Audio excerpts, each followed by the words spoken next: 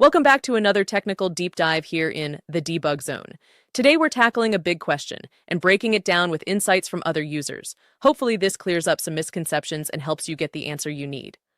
So buckle up, stay a little curious, and let's jump right in.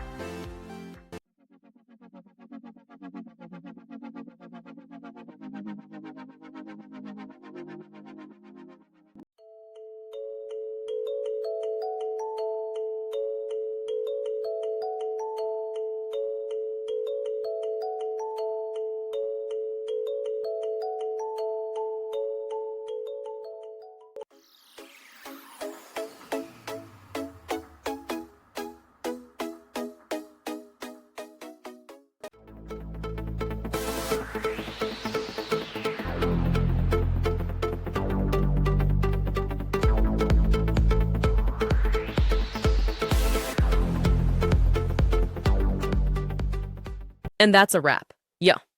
I hope you found the answer you were looking for. If you did, take a second to hit that subscribe button. It really helps out. And let me know in the comments which solution worked best for you.